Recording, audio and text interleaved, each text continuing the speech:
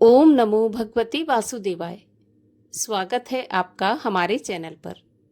आज के इस वीडियो में हम आपको सुनाएंगे श्रीमद् भगवत गीता सार का 18वां अध्याय हिंदी में, साथ ही 18वें अध्याय का महात्म्य भी सुनाएंगे। श्रीमद् भगवत गीता सार की इस अमृत धारा का रसपान करते हुए हम आज 18वें और अंतिम अध्याय की तरफ आ गए हैं। पिछले अध्यायों को सुनकर और आज के अध्याय को सुनकर आशा करती हूँ हम अपने जीवन में भगवान श्री कृष्ण के मुख से की हुई कोई तो एक ऐसी बात है जो उतारेंगे और भगवान श्री कृष्ण के द्वारा वर्णित इस कथा में धर्म, ज्ञान, योग, संन्यास किसी भी तरह से हम अपने जीवन को सार्थक बनाएंगे।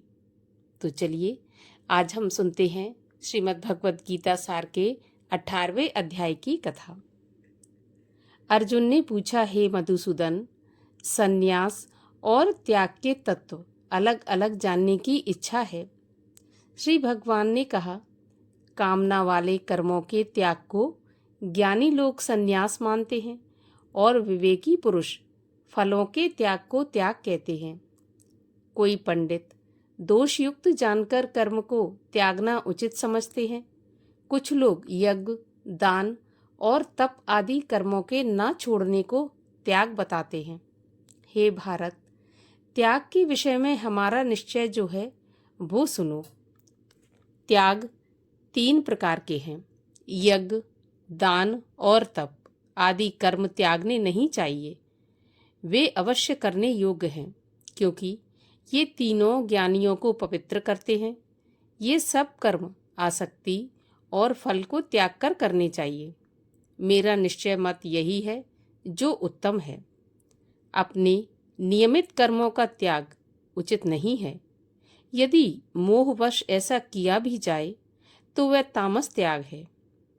कर्म दुखप्रद है ऐसा विचार करके और शरीर के कलेश के भय से जो त्याग करता है उसे त्याग का फल नहीं मिलता। यह राजस त्याग कहलाता है। हे अर्जुन, अपना कर्म अवश्य करना चाहिए। फल तथा आसक्ति को त्याग कर जो किया जाता है वह कर्म सात्विक है। जो दुखदायक कर्म से द्वेष नहीं करता और सुखदायक कर्म से प्रीत नहीं करता वह त्यागी, सत्यशील, बुद्धिमान, मुक्ति के योग्य है। देहधारी संपूर्ण कर्मों का त्याग नहीं कर सकता। कर्मफल त्याग कर कर्म करने वाला त्यागी है। कर्मफल 3 प्रकार के हैं, अनिष्ट, इष्ट और मित्र। जो त्याग नहीं करते उनको ये मरने के बाद मिलते हैं। योगियों को कभी नहीं मिलते। शरीर, वाणी और मन से भला या बुरा जो काम आरंभ किया जाता है उसके 5 कारण हैं। ऐसे होने पर भी जो केवल आत्मा को ही करता जानता है वह दुर्मति कुछ नहीं जानता। जिसको ये अहंकार नहीं कि मैं करता हूँ और जिसकी बुद्धि कर्मों से लिप्त नहीं है वह मनुष्य प्राणियों को मारकर भी उनको नहीं मारता और उनमें नहीं बंधता। ज्ञान, श्रेय और ज्ञाता ये तीनों ही कर्म के साधन हैं। सांख्य शास्त्र में ज्ञान, कर्म और कर्ता ये सात्विक गुणों के भेद 3 प्रकार के हैं। इनको भी मैं सुनाता हूँ सो सुनो। जो सब अलग अलग प्राणियों में अविनाशी अविभक्त सत्ता को देखता है वह ज्ञान सात्विक कहलाता है। जिस ज्ञान से प्राणियों में नाना प्रकार की सत्ताएं दिखाई देती हैं उसको राजस ज्ञान जानो। ऐसा ज्ञान जिसमें बिना कारण और तत्व अर्थ के जाने पर एक ही कार्य में लगा रहे वह अल्प और तामस है। फल की इच्छा न करके जो नियत किया जाता है वह सात्विक है। जो फल की इच्छा से और अहंकार से बड़े यत्न से किया जाता है वह कर्म राजस है। जो कर्म, परिणाम, धन का खर्च, दूसरे की पीड़ा और अपना पुरुषार्थ न जानकर मोहवश किया जाता है वह तामस कर्म कहलाता है। संग में रहित, अहंकार, धैर्य और उत्साह युक्त, सिद्ध और असिद्ध में समान जो रहता है वह सात्विक करता है। रोग मुक्त, फल का इच्छुक लोभी, हिंसक, अपवित्रता, हर्ष, शोक, इन सब से युक्त राजस कर्ता कहलाता है। चंचल चित्त वाला, नीच, मूर्ख, दूसरों की बुराई करने वाला, आलसी, विवादी और दीर्घसूत्री और तामस कर्ता कहलाता है। हे धनंजय, गुणों की तरह बुद्धि और धैर्य के भी 3 भेद हैं। उनको विस्तार से कहता हूँ, सो सुनो। बुद्धि पवित्र कर्तव्य, अकर्तव्य, भय और अभय का बंधन व मोक्ष को जानता है, वह सात्विकी है। हे पार्थ, जिससे धर्म और अधर्म, कर्तव्य और अकर्तव्य ठीक निश्चय नहीं होता, वह राजसी बुद्धि है। हे पार्थ, जिस अज्ञान से ढकी बुद्धि करके मनुष्य अधर्म को धर्म मानता है, वह तामसी है। हे पार्थ, एकाग्रचित्त होने से इधर उधर ना डिगने वाली जिस धृति के द्वारा मन, प्राण और इंद्रियों का क्रिया टीक चलती है, वह सात्विकी है। हे पार्थ, जो प्रसंग से फल की इच्छा वाला है, जो धर्म, काम तथा अर्थ को धारण करता है, उसकी धृति राजसी है। जिस धृति से मूर्खजन निद्रा, भय, शोक, विवाद और मद को नहीं त्यागते, वही तामसी वृत्ति है।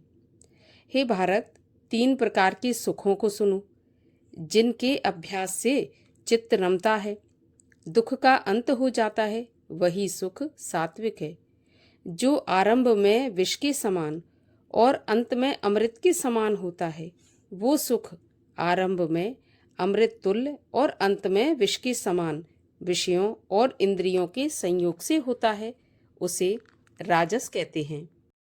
जो सुख आदि और अंत दोनों में मनुष्य को मोह में फंसाता है और जो नींद, आलस तथा प्रमाद से उत्पन्न होता है, वही तामस है। प्रकृति के इन तीनों गुणों से अलग कोई वस्तु आकाश, पाताल, देवलोक में नहीं है। हे परंतप, ब्राह्मण, क्षत्रिय, वैश्य और शूद्रों के कर्म स्वाभाविक गुणों में बटे हुए हैं। सम, दम, तम, पवित्रता, क्षमा, नम्रता, ज्ञान, अनुभव और परलोक में श्रद्धा, ये ब्राह्मण के स्वाभाविक सिद्ध कर्म हैं। बहादुरी, तेजस्विता, धैर्य, चतुराई, युद्ध में स्थिरता, उदारता और प्रभुता, ये क्षत्रियों के स्वाभाविक कर्म हैं। खेती, गौरक्षा, व्यापार वैश्यों के स्वाभाविक कर्म हैं और तीनों वर्णों की सेवा शूद्र के स्वाभाविक कर्म हैं। जो लोग अपने अपने और प्रवृत्तियों के अनुसार कर्म करते हैं, उनको सिद्धि प्राप्त होती है। सुनो, जिसमें सब प्राणियों की प्रवृत्ति हुई है, जिसने सब जगत का विस्तार किया है, उस ईश्वर को अपने कर्मों के द्वारा आराधना करके मनुष्य सिद्धि पाता है। दूसरे उत्तम धर्म से अपना धर्म ही श्रेष्ठ है। स्वाभाविक कर्म करने से पाप नहीं लगता। हे अर्जुन, दोष युक्त भी स्वाभाविक धर्म का त्याग न करें। सर्वत्र आसक्ति को छोड़ने वाला, आत्मा के जीतने वाला, इच्छा रहित मनुष्य संन्यास के द्वारा सर्व कर्म निवृत्ति पाकर सिद्धि को पाता है। हे अर्जुन, इस प्रकार का पुरुष सिद्धि को पाता है। वह फिर किस तरह ब्रह्म को प्राप्त होता है, सो मुझसे सुनो। यही इस ज्ञान की परानिष्ठा है। शुद्ध बुद्धि से मुक्त होकर धृति द्वारा मन को वश में लाकर शब्द आदि विषयों को छोड़कर राग द्वेष से रहित एकांत में रहने वाला, मिताहारी, वाणी और मन को जीतने वाला, नित्य ध्यान युक्त और वैराग्यवान, अहंकार, बल, काम, क्रोध व परिग्रह छोड़कर ममताहीन और शांत मनुष्य ब्रह्म भाव के योग्य होता है। ब्रह्म को प्राप्त हुआ पुरुष प्रसन्न चित्त होकर शोक व अभिलाषा को नहीं करता और जीव मात्र में समदर्शी होकर मुझ में परम भक्ति पाता है। इस प्रकार ज्ञानी मुझ में निवास करने वाला सदैव सब कर्मों को भी करता हुआ मेरे इस अनुग्रह से अविनाशी सनातन मोक्ष पद को प्राप्त होता है। वैसा ही ठीक जानता है। उसके बाद तत्व से मुझको जानकर फिर मुझ में ही प्रवेश करता है। सावधानी से अपना मन मुझ में स्थिर कर और सब कर्मों को मुझ ही में अर्पण कर बुद्धि योग के आश्रय से निरंतर अपने चित्त को मुझ में लगा दे। मेरे में चित्त लगाकर मेरी कृपा से सब दुर्गम कष्टों से तर जाओगे। यदि अहंकार से मेरी बात सुनोगे तो नष्ट हो जाओगे। यदि अहंकार का आश्रय लेकर युद्ध नहीं करूंगा ऐसा मानते हो तो तुम्हारा निश्चय झूठा है, क्योंकि स्वभाव तुम्हें युद्ध में लाएगा। हे कौन्ते, जिस कर्म को अब तू मोह से नहीं करना चाहता वही अपने स्वाभाविक कर्म में बंधा हुआ बेबस होकर करेगा। हे अर्जुन, प्राणियों के हृदय में स्थिर ईश्वर उनको माया से इस प्रकार भरमा रहा है मानो सब यंत्र पर चढ़े हैं। हे भारत, सब भावों से उसी की कृपा से परम शांति और मुक्ति को पाओगे। यह गुण ज्ञान मैंने तुमसे कहा है, इसे भली भांति विचार कर जैसे चाहते हो वैसा करो। सबसे गुण वचन को और सुन, क्योंकि तू मेरा परम मित्र है। इससे तेरे हित की ही बात कहूँगा। मेरे में मन लगाओ, मेरे भक्त हो, मेरा यज्ञ करो और मुझे नमस्कार करो। इस प्रकार मुझे पाओगे। ये मैं सत्य प्रतिज्ञा करता हूँ, क्योंकि तुम मेरे मित्र हो। सब धर्मों को छोड़कर केवल मेरी शरण में आओ, मैं तुम्हें सब पापों से छुड़ा दूंगा। सोच मत करो, यह मेरा रहस्य ऐसे पुरुष से जो मेरा तप ना करता हो, मेरा भक्त ना हो, सेवक ना हो और मेरा निंदक हो, कभी मत कहना। जो इस परम गुप्त ज्ञान को मेरे भक्तों में प्रकट करेगा वह मेरी परम भक्ति को पाकर अंत में निश्चय ही मुझ में लीन हो जाएगा। इससे अधिक मेरे लिए प्यारा काम करने वाला मनुष्यों में दूसरा कोई नहीं होगा और उससे बढ़कर मुझे कोई प्यारा भी नहीं होगा। हमारे इस धर्म संवाद को जो कोई पढ़ेगा, मैं समझूंगा कि उसने ज्ञान यज्ञ से मेरी पूजा की है। जो श्रद्धावान पुरुष दोष ढूंढे बिना इसको सुनेगा वह भी मुक्त होकर पुण्य आत्माओं को मिलने वाले शुभ लोकों को प्राप्त होगा। हे पार्थ, तुमने एकाग्र मन से इस मेरे कहे हुए उपदेश को सुना या नहीं? अर्जुन, तुम्हारे अज्ञान से उत्पन्न हुआ मोह नष्ट हो गया या नहीं? अर्जुन ने कहा, हे भगवान, आपकी कृपा से मेरा मोह नष्ट हो गया और स्मृति प्राप्त हुई। निस्संदेह आपकी आज्ञा से मैं स्थित हूँ और जैसा आपने कहा वैसा ही करूँगा। संजय कहते हैं, हे महाराज धृतराष्ट्र, मैंने व्यास जी की कृपा से साक्षात योगेश्वर श्री कृष्ण जी के मुख से इस परम संवाद को सुना। हे राजन, श्री कृष्ण और अर्जुन के अद्भुत पुण्यकारक संवाद को स्मरण करके मैं बारंबार प्रसन्न होता हूँ। श्री कृष्ण के उस अद्भुत रूप का स्मरण करके मुझे बड़ा ही विस्मय होता है। हे राजन, मेरी ऐसी धारणा है कि जहाँ योगेश्वर श्री कृष्ण है और जहाँ पार्थ धनुषधारी हैं, वहीं राजलक्ष्मी, विजय, ऐश्वर्य और अटल नीति है। इस प्रकार श्रीमद् भगवद गीता सार के 18वें अध्याय की कथा का समापन होता है। और अब सुनते हैं 18वें अध्याय की कथा का महात्म। 18वें अध्याय की कथा का महात्म सुनाते हुए श्री नारायण लक्ष्मी जी से बोले, हे लक्ष्मी, 18वें अध्याय का महात्म सुनिए। एक समय की बात है, सुमेरु पर्वत पर इंद्रलोक में इंद्र अपनी सभा लगाए बैठा था। उर्वशी नृत्य कर रही थी। बड़ी प्रसन्नता में सभी देवगण बैठे हुए थे।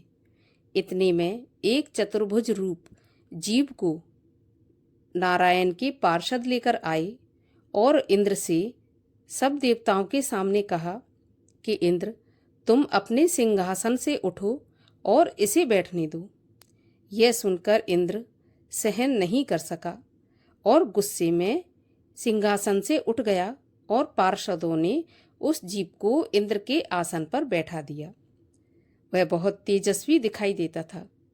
इंद्र ने अपने गुरु बृहस्पति जी से पूछा कि गुरुजी, आप तो त्रिकालदर्शी हो, देखो ऐसा इसने कौन सा पुण्य किया है जिस पर इसे इंद्रासन मिला है। मेरे विचार से तो इसने तीर्थ, व्रत, यज्ञ, दान जैसी कोई भी चीज नहीं की। यही सब बात बृहस्पति जी ने भगवान विष्णु से पूछी। तब विष्णु भगवान ने बृहस्पति जी से कहा कि इसके मन में भोगों की वासना थी, परंतु यह गीता के 18वें अध्याय का नित्य पाठ करता था। उससे जब इसने देह छोड़ी तो मैंने अपने पार्षदों को आज्ञा की कि पार्षदों, तुम इसको पहले ले जाकर इंद्रलोक से सारे सुख भोगा दो। जो भी इसके मन में सुख भोगने की इच्छा थी उसे पूर्ण कराओ। जब इसका मनोरथ पूरा हो जाए तब मेरी सायुज्य मुक्ति को पहुंचा दो। सो तुम जाकर भोगों की सामग्री इकट्ठी कर दो। तब इंद्र और सभी देवता आए। आकर इंद्र ने सभी भोगों की वस्तु इकट्ठी कर दी और कहा कि अब इंद्रलोक के सुखों को भोगो। कई काल इंद्रपुरी में सुख भोग कर फिर श्री भगवान की कृपा से सायुज्य मुक्ति पाकर वह वैकुंठ का अधिकारी हुआ। श्री नारायण जी कहते हैं, हे लक्ष्मी, यह 18वें अध्याय का महात्म्य है। गीता, गंगा और गायत्री कलयुग में ये तीनों ही मुक्ति के दाता हैं। इसलिए नित्य गीता का पाठ करना चाहिए या सुनना चाहिए। जब भी गंगा मिले तो गंगा के स्नान करना चाहिए और गायत्री की पूजा और गायत्री मंत्र करना चाहिए। कलयुग में यही 3 चीजें मुक्ति प्रदान करती हैं। इस प्रकार श्रीमद् भगवत गीता के 18वें अध्याय का समापन होता है। कथा अच्छी लगी हो तो लाइक शेयर अवश्य करिए। चैनल को भी सब्सक्राइब कर लीजिए और कमेंट में अपने विचार ज़रूर लिखिए।